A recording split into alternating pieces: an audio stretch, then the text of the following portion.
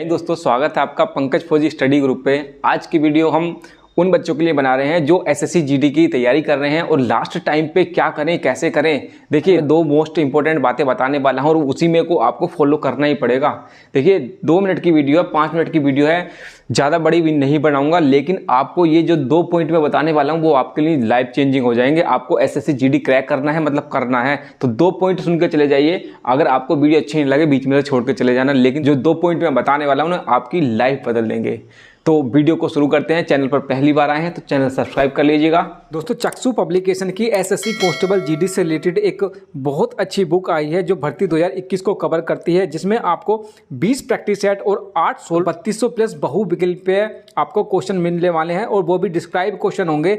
बहुत अच्छी बुक है, आप इसको परचेज कर सकते हैं, लिंक डिस्क्रिप्शन में है, वहाँ से आप इसको परचेज कर। इसके अलावा चक्षु पब्लिकेशन की गाइड्स और प्रीवियस सोल्ड पेपर भी आते हैं, जिससे आप अपनी तैयारी को और मजबूत कर सकते हैं। तो सभी का लिंक डिस्क्रिप्शन में है, वहां से आप परचेज कर सकते हैं। वीडियो की तरफ दोस्तों, पहली बात मैं बताऊं आपको कि देखिए, जो बच्चा ऑनलाइन लेक्चर देख रहा है, और जो बच्चा पेपर पर रगड़ाई मार रहा है ना, उसमें से किसका सिलेक्शन होने के चांसेस है, आपसे पूछना चाहता हूं मैं। आप ऑनलाइन लेक्चर देखते हैं, बड़ी अच्छी बात है, लेकिन जो बच्चा ना रगड़ाई मार रहा है ना पेपर पे, जो बच्चा काले कर रहा है पेपर, उसका सिलेक्शन होने के चांसेस ज़्यादा हैं। क्योंकि पढ़ाई लिखाई आपका रिवीजन मांगती है। ये नहीं कि बैठे हैं, हाँ अच्छा 2 और 2 4, जब तक आप पेपर पे 2 और 2 4 नहीं करोगे ना, मतलब कहने का मतलब मेरा ये है कि आपको सेल्फ स्टडी करनी पड़ेगी, आपको पेपर काले करने पड़ेंगे। ये नहीं कि यूट्यूब पे बैठा, यूट्यूब से भी सीखना है। जो लेक्चर आपको लगता है, जो टीचर अच्छे हैं उनके क्लासेस लेके उनसे सीखना है, लेकिन ये नहीं सीख लिए, नोट्स बना लिए, उसके बाद आपको पेपर काले करने पड़ेंगे, उसका एक्सरसाइज, उसकी रिवीजन करनी पड़ेगी।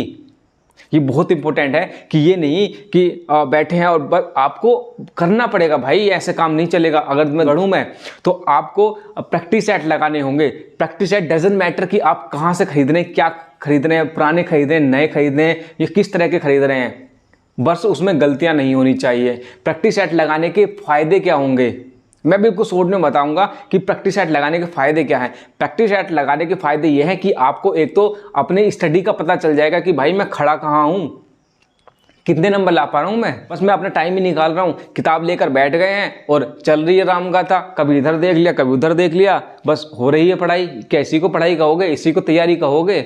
आपको प्रैक्टिस सेट लगाना होगा, चाहे ऑनलाइन लगाइए या ऑफलाइन लगाइए, ये डिपेंड करता है आप पर, लेकिन आपको लगाना ही पड़ेगा यार प्रैक्टिस सेट। प्रैक्टिस सेट का फायदा क्या है? प्रैक्टिस सेट का फायदा है कि जो आप पढ़ाई कर रहे हैं वो एक आपका टॉपिक वाइज हो गया, उसमें आप पढ़ते रहिए, कितना ही पढ़ लीजिए, पीएचडी कर लीजिए। लेकिन जब आप मॉक टेस्ट में आते हैं तो उसमें आपको एसएससी जीडी के 100 क्वेश्चन मिलेंगे। 100 क्वेश्चन मिलेंगे, मतलब वो अलग अलग फील्ड के होंगे, अलग अलग टॉपिक से उठाए होंगे और चारों सब्जेक्ट उसमें कवर होंगे। किसी भी सब्जेक्ट को छोटा नहीं समझना है, तो सारे सब्जेक्ट के आएंगे तो आपको एक संख्या पद्धति से आ जाएगा, एक मिसिंग नंबर से आ जाएगा, या एक अलजेब्रा का आ जाएगा, एक आपका एवरेज का आ जाएगा। मतलब अलग अलग सब्जेक्ट के अलग अलग टॉपिक के आएंगे, तो आपको उसमें कंफ्यूजन होगा, आपको उसमें परेशानी आएगी। एक तो आपने परसेंटेज का चैप्टर उठा लिया, एक आप मॉक टेस्ट लगा रहे हैं, तो मॉक टेस्ट में तो सब कुछ आ गया, परसेंटेज का आप परसेंटेज पढ़ रहे हैं, तो परसेंटेज स्टार्टिंग में पढ़िए अपनी नॉलेज को बढ़ाने के लिए। लेकिन जब लास्ट समय आ जाता है, 30 दिन आ जाते हैं, जब लास्ट में बिल्कुल भाई मारा मारी की बात हो रही है, तो आपको मॉक टेस्ट लगाना है। वहां से जो आपको क्वेरी हो रही है, जो आपको पेपर में नहीं हो पा रहा है, जो क्वेश्चन नहीं हो रहे हैं, उनको वहां से देखिए कि कहाँ से नहीं हो रहा है, कौन सा सवाल मेरे से नहीं हो रहा है, उसको पकड़िए, उसको सीखिए, उसको समझिए। समझ रहे मेरी बात। और 1 या 2, अगर आप एक मॉक टेस्ट लगाते हैं तो कम से कम उसमें 1.5 घंटे का तो आपका मॉक टेस्ट हो गया। उसके बाद आपको एनालाइज करना पड़ेगा कि यार भाई मैं मॉक टेस्ट में कहाँ खड़ा हूं, या मेरे से कौन से क्वेश्चन नहीं हो पा रहे हैं। उस तरह का इन्वॉल्वमेंट आपको देना पड़ेगा। जब आप मॉक टेस्ट दे लेते हैं और अपनी कमियां देख लेते हैं कि कहाँ कहाँ कमियां हैं, और उसके बाद आप अपनी बुक्स की तरफ जाते हैं। बुक्स में अगर जो क्वेश्चन आपसे नहीं हुए उसको ऑनलाइन देखिए, यूट्यूब पे देखिए, गूगल पर जाइए, मतलब बहुत सारे जो भी आपके एफर्ट्स है उसको लगाइए। तो ये नहीं है कि एक किताब ले ली मैथ की और उसको ही 50 बार निकाल दिया है और वही सब क्वेश्चन कर रहे हैं, और जो नहीं हो रहे हैं उनको छोड़ दो कि यार ये तो आते ही नहीं है, ये छोड़ दे, कोई नहीं, ये तो आते ही नहीं है। ऐसे होगा? जो नहीं आते हैं वही तो करने हैं, वही तो आपको मेरिट में लाएगा, वही लाएगा आपको मेरिट में जो आपसे नहीं होते हैं। तो एक मॉक टेस्ट आप ये मत मानिए कि 1.5 घंटे में मॉक टेस्ट में कंप्लीट कर लूंगा और 100 क्वेश्चन में कर दूंगा। मॉक टेस्ट के लिए कम से कम 3 से 4 घंटे चाहिए होंगे। 1.5 घंटा आपको एग्जाम देने में और उसको बाद 1.5 घंटा अपना एनालाइज में, और उसके बाद आपकी जो क्वेरी थी उसको परफेक्ट करने में, उसको सीखने में। तो मॉक टेस्ट आपको इंपॉर्टेंट है, यहाँ ऑफलाइन लगाइए या ऑनलाइन लगाइए। आगे बढ़ता हूं मैं और उसमें बताता हूं कि आपको देखिए, अभी भी नहीं जागे तो कभी नहीं जागोगे। अपना टाइम टेबल आपको बनाना पड़ेगा। तो टाइम टेबल में बिल्कुल फिक्स कर लीजिएगा, भाई मेरे को 10 बजे उठना है या 50 बजे उठना है, 60 बजे, जो आपकी मर्जी है, क्योंकि ये टाइम टेबल आपका होगा। आपको पता है कि यार आप कब फ्रेश होने जाते हैं, कब आप ग्राउंड में दौड़ने जाते हैं, क्या करते हैं क्या नहीं करते, ये मैं यहाँ पे खड़ा होकर नहीं बता सकता कि भाई ये आपका टाइम टेबल होगा। यार कब तक ऐसे टाइम निकालते रहोगे कि भर्ती इतनी है, भर्ती उतनी है। अब पढ़ना पड़ेगा दोस्त, टाइम समय नहीं है हमारे पास, समय नहीं है। तो आपको टाइम टेबल बनाना होगा, उसमें आपको नोट आउट करना होगा कि यार इस टाइम पे मेरे को मूक देना है, इस टाइम पे मेरे को ये पढ़ना, इस टाइम पे ये पढ़ना। और वो 30 दिन आपकी लाइफ बदल देंगे। तो 30 दिन आपको ऐसा पढ़ना है जो आपने कभी नहीं पढ़ा है। तो आप अपने आप से पूछिए कि मैं क्या वास्तव में इतना पढ़ रहा हूँ जितना मैंने सोचा था कि टाइम टेबल के हिसाब से मैं पढ़ रहा हूँ। देखिए भूचाल आ जाए, अर्थक्वेक आ जाए, कुछ भी आ जाए, आपको जो टाइम टेबल आपने सेट किया है उसको आपको फॉलो करना ही होगा, बिल्कुल फॉलो करना है भाई, कुछ भी हो जाए। अगर कोई एक्सट्रीम ग्राउंड पे आप कहीं जा रहे हैं, कुछ हो रहा है, तो वो बात अलग है। लेकिन जो आपने टाइम टेबल फिक्स किया है उससे 2 चीज़ें होती हैं। एक तो आप अपने जो डिसिप्लिन है उसमें कायम हो पाएंगे कि भाई ये मेरा टाइम टेबल है। आप अपना जो निर्णय किया है, जो आपका लक्ष्य है, उसकी तरफ अग्रसर हो जाएंगे कि मैंने जो टाइम फिक्स किया है उसमें मेरे को यार वही करना है, कुछ नहीं करना। तो आपकी जो दिनचर्या है नियमित हो जाएगी। आप एक डिसिप्लिन, आप फौज में जाने वाले हैं तो फौज में देखना कि 7 बजे परेड होता है, तो 7 बजे मतलब 7 बजे 5 मिनट पहले आ सकते हो, लेकिन 5 मिनट बाद नहीं आ सकते। 5 मिनट बाद आओगे ना तो लंका लग जाएगी।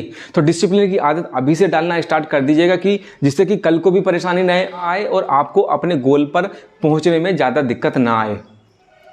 समझ रहे हैं? तो मैंने बताया, एक तो आपको मॉक टेस्ट लगाना होगा, चाहे ऑनलाइन लगाइए ऑफलाइन लगाइए, डजंट मैटर। आपको उस तरह का इन्वॉल्वमेंट देना होगा, नेगेटिव को ध्यान में रखते हुए काम कीजिए। नेगेटिव और भी तरह की जो वहाँ पे आपको लगता है कि यार जब मैं ऑनलाइन एग्जाम देने जाऊँगा तो वहाँ पे ऐसा ऐसा होने वाला है, तो वो सब कुछ फॉलो अभी से कर लीजिएगा। जब आप रूटीन में रहेंगे ना, जब आप उसको चीज़ को करते रहेंगे तो उस चीज़ की आदत हो जाएगी। और एकदम उठिए यहाँ से और जाके एग्जाम हॉल में बैठ जाइए, जो आपको क्वेश्चन आते हैं वो भी नहीं हो पाएंगे वहाँ पे।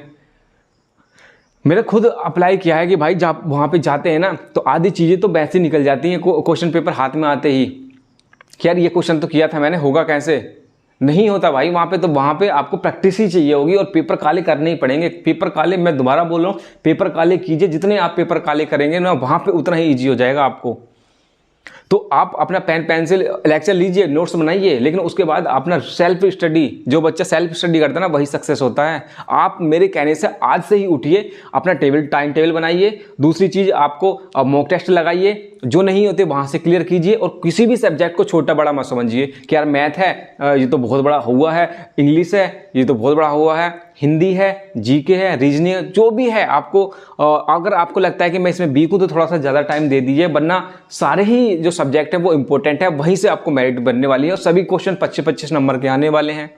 तो कोई भी कि यार ये बहुत बड़ा है, ये बहुत छोटा है, नहीं करना है, सबको इक्वल लेके चलना है। अगर आपको लगता है कि इस सब्जेक्ट में कमजोर हूँ तो उसको पकड़ लीजिए तगड़ा करके, और ऐसे नहीं कि यार बस लेजी पने की तरह चल रहा है, वो निकल रहा है इसमें, अब टाइम नहीं है की। तो गलती नहीं करनी है, सीखना है, मॉक टेस्ट लगाने हैं, सेल्फ स्टडी करनी है, टाइम टेबल बनाना है और अपने अक्स को लास्ट में फाइनल करना है। देखिए कितना कंपटीशन है, बहुत ज़्यादा कंपटीशन है। उसमें से भी कुछ बच्चे तो सीटें लेंगे, कुछ बच्चे तो जॉब पाएंगे, तो वो क्यों ना आप हो। तो पढ़ाई कर लीजिएगा मेरे दोस्त, टाइम दोबारा नहीं आता है और टाइम एक ऐसा समय है कि कल को आपको पछताना रह जाएगा। जो बच्चे नहीं पढ़ते हैं ना, जो जिसकी नौकरी नहीं लगती, वो सोचता है यार मैं ये गलती नहीं करता, मैं ऐसे कर देता, मैं वैसे कर देता, उसके बाद में एक्सक्यूज रह जाते हैं। अगर आप नहीं पढ़ोगे ना तो मैं यहाँ तक कह रहा हूँ कि आपकी शादी होना मुश्किल हो जाएगा। आज का टाइम, ये आने वाला टाइम ऐसा होने वाला है कि गवर्नमेंट एम्प्लॉय हो या कोई अच्छा कमाते खाते हो तभी आपकी शादी होगी, वरना शादी के लाले पड़ जाएंगे। तो अपने नहीं, अपनी पीढ़ी के लिए, अपनी शादी के लिए ही पढ़ लो यार दोस्त। इससे ज़्यादा मैं क्या बोलूँ, आपकी कोई इज्जत नहीं करेगा आपके पास नौकरी नहीं है तो। पढ़ना पड़ेगा अगर नौकरी लेनी है तो। अगर वीडियो पसंद आई हो और ऐसी जानकारी चाहते हैं तो चैनल को सब्सक्राइब कर लीजिएगा। मिलते हैं अगले वीडियो में, तब तक के लिए टाटा।